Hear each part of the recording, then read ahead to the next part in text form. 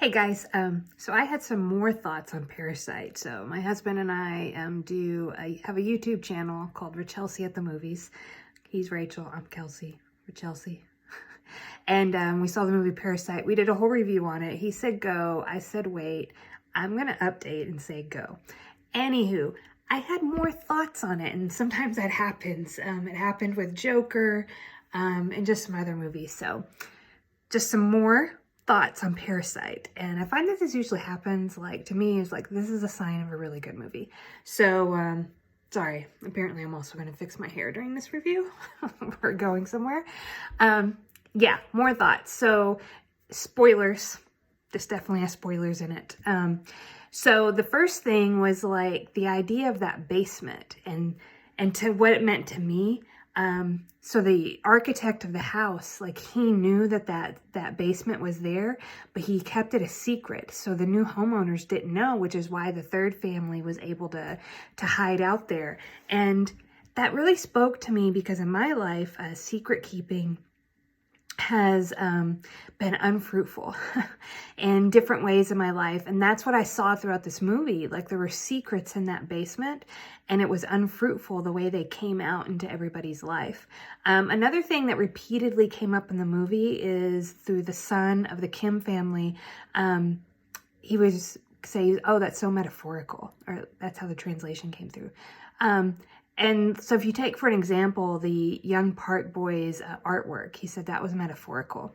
And like, you see like this painting, well, you see this wall and it has like like a family portrait and it's all very perfect. And then his painting framed, and it's like, she said it was his self-portrait. And it was like, you know, like a child, but like these big eyes and like really messy and bold and like all this stuff.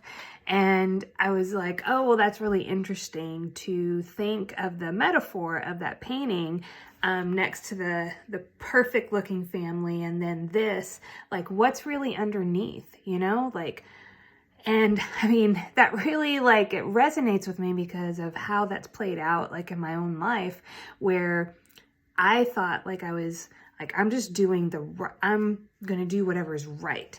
And other people should do what's right. And it led me to a place of being very judgmental and not a life full of love.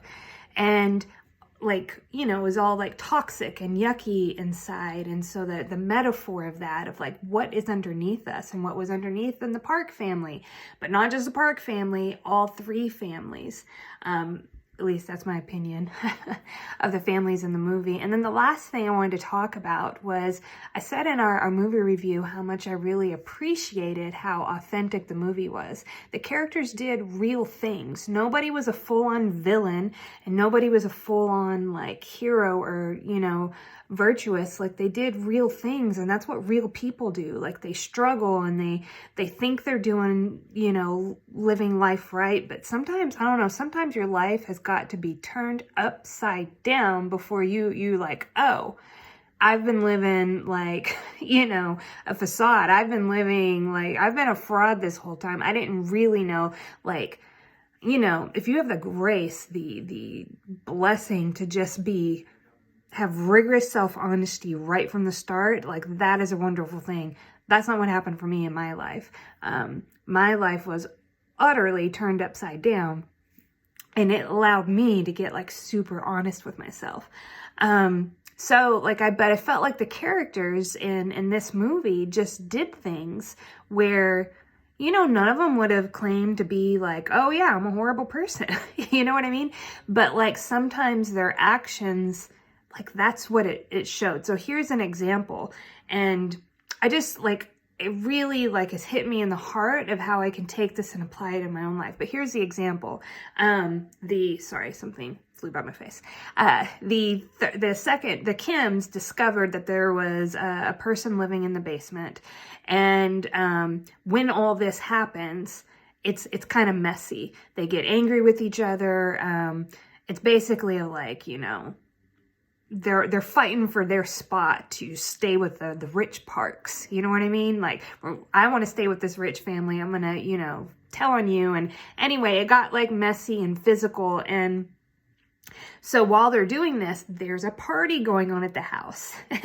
And the mother of the Kim family is upstairs, like preparing food, and the entrance to the basement is right behind her. And it's open, but it's just black because it goes deep down and it's way back there. Well, the woman, which is the former housekeeper, she finds like her way and starts coming up those stairs, and like she can hear her coming, right? But she's like organizing the party. People are, and Mrs. Park is like in there, you know, disaster if she runs out right in the middle of the party and like, you know, the gig is up basically.